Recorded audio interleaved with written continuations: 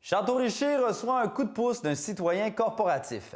Pilotant le projet résidentiel Havre sur le Saint-Laurent dans la municipalité, l'entreprise privée Habitation DEP signale donc son intention de contribuer au développement de son milieu en remettant un chèque de 360 000 à la Ville.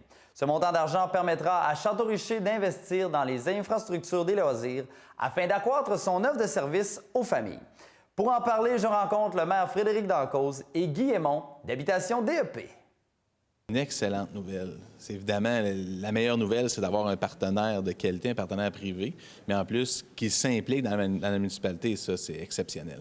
Le montant de 360 000 il s'ajoute au montant qu'on a annoncé la semaine dernière, le montant de la ministre? Exact. Au ministère de la Famille qui a investi près de 693 000 la semaine dernière s'additionne à ce montant-là. Il s'additionne aussi au montant de la TEC de 240 000 que nous avons pour ce projet-là aussi. C'est un gros projet là, qui vous attend là, sur le site des loisirs. On va réaménager complètement tout le site. Exactement. Présentement, on avait 2 phases de prévues et où est-ce qu'on s'interroge? C'est est-ce qu'on va faire les 2 phases immédiatement ou on va y aller phase 1 ou phase 2? C'est un projet phase 1 qui était d'1,4 million.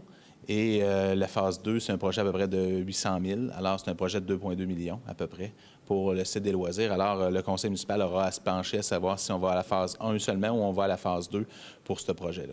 Qu'est-ce qui vous a motivé à donner comme ça un montant d'argent pour que la municipalité puisse développer, entre autres, ses espaces verts? Bien, premièrement, géographiquement, le parc est longitudinal tout le long du développement. Nous, on a toujours considéré Havre-sur-Saint-Laurent le développement comme un milieu de vie à valeur ajoutée. Donc, quand on a su que la Ville avait comme volonté d'offrir aux citoyens un parc avec des infrastructures de loisirs de qualité, ça nous a semblé naturel que de contribuer puis d'aller de l'avant avec eux autres.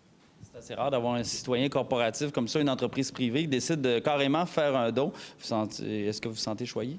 Plus que choyé, comme je l'ai dit, c'est exceptionnel, vraiment, avoir un promoteur privé qui s'investit au monde municipal pour la communauté, redonner à la collectivité. On ne peut pas dire plus que merci.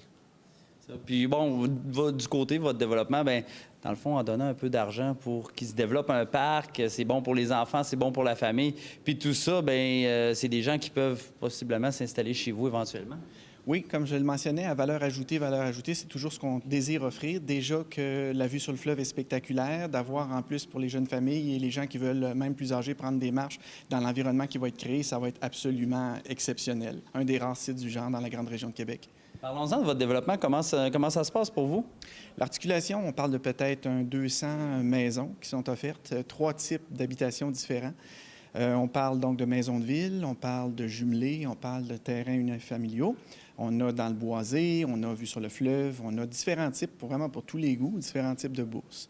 Justement, la fin de semaine, pas qui vient, mais prochaine, le 26 et 27 mars, on va avoir une pré-ouverture pour les curieux qui voudraient voir l'intérieur de la maison de ville, la qualité de construction de notre partenaire Maison La Prise. Ça va être vraiment intéressant. Là. De 10 h du matin à 16 h, on va avoir un conseiller sur place. L'invitation est lancée. Et de votre côté, M. Dancause, bien, ce projet-là pourrait voir le jour assez rapidement. C'est ce que vous avez mentionné tout à l'heure. Exactement. Dans le fond, là, on procède. Évidemment, nous, comme municipalité, on n'est pas du privé. Fait que là, il y a plusieurs étapes au niveau ministériel à suivre.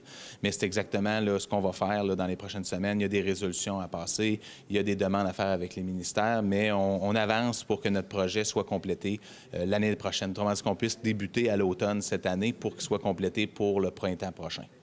Ça pourrait aller assez vite. Ça pourrait aller assez vite, mais assez vite. Des fois, dans le monde municipal, on trouve que ça va jamais assez vite. Là. Mais oui, ça pourrait aller assez vite là, si tout s'embranche, tout le monde travaille en même temps au même résultat. Oui, ça pourrait aller très vite.